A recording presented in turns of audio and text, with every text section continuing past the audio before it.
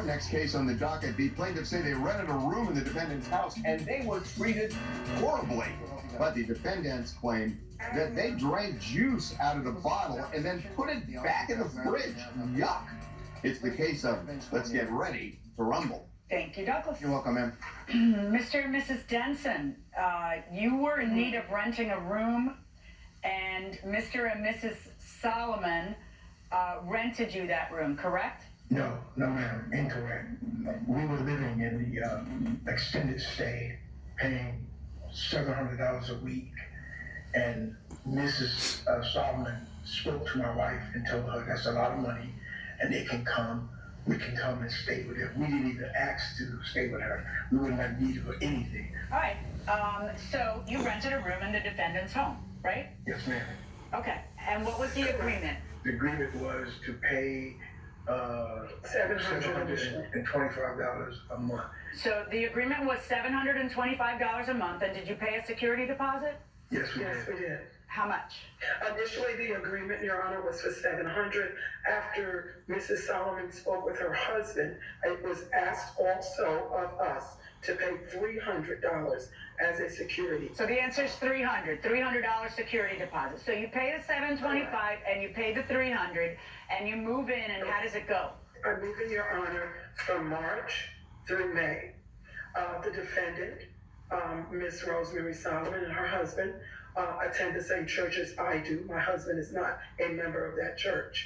I am a minister also, and Mrs. Solomon invited me because I had shared with her what we had gone through, because she and I were friends. She's someone who I respected highly and loved, not loved. So she said to me in a conversation, she said, I would like for you to move in here because you are paying too much to stay in an extended stay. And I said, oh my God, thank you. And she can recall I cried on the phone at her generosity and her opening her heart to me and her home to say, come, stay with me. And Especially as soon as COVID started, right? just before COVID. Yeah. All right, so what went wrong? Well, I believe, Your Honor, as I speak for myself, that my husband and her husband never actually saw eye to eye. Her husband, I do not believe, wanted us to move in there in the first place. At the initial meeting, Your Honor, her husband said, this is not going to work. And I did not say anything because Rosemary Solomon is my friend, and she wanted me to move in there. So I allowed her husband to speak because he is her husband. So then... Okay, let's put a pause in this just 1 second, because you're talking, Rosemary's nodding, so I want to talk to the men and find out what the problem was. Mr. Denson, what was the problem? Because I have to get to the bottom of whether you're entitled to any money back. What was the problem? Go ahead. I can tell you what the problem is. A difference in culture, and it's a different where people believe their beliefs. I was never... Be more specific. I will. I take care of my wife. My wife had never bought a house in her name. 37 years we've been married, I take care of everything. My wife don't buy me cars, I buy her cars. Everything in our home, I have took care of my wife for 37 years. I don't live in her house. Mr. Denson, I'm not sure how that explains why you guys ended up not being... So get to the point, because women can buy cars and houses. So I'm not impressed. I just need you to get to the point of why it is that you guys didn't get along. Okay. To the point because he lives in his wife's house.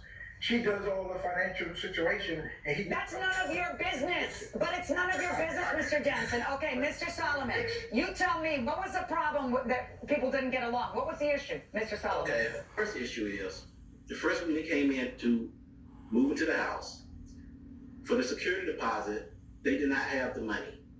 And so what we did do, they paid the rent part, but the check wasn't good. So he told me to wait till that Friday before I can cash the check. So that started off wrong. That's why I said it's not going to work out. Yeah, okay. And so you agreed to let them pay half of the security deposit. Correct. But what happened is I did not give them a key to the house until the security deposit was paid in full. That's why I gave them a key. I think that was starting an attitude with her husband, because y'all can move in, but you're not going to get a key till we get all our money. And that probably started the issue with them. All right. And so how long did they live there? It was about 2 to 3 months. They came in March and left in May. And how did you all get along? Well, for the most part, he seemed like he had attitude, and he didn't realize we were doing them a favor. Like I said, it was after COVID. COVID kind of started like a couple weeks after they came here.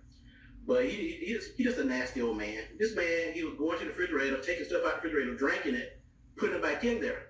That's what I told us to do. It's COVID going on. Don't be doing nothing like that. I mean, that's just common sense. But he's like he's a Neanderthal man or something. Hello, it's COVID times. No drinking out of the bottle, please. The testimony continues. Miss Denson and I, we talked, we prayed. I pulled Miss Denson from a place she was. Mr. Denson was a very jealous, controlling man.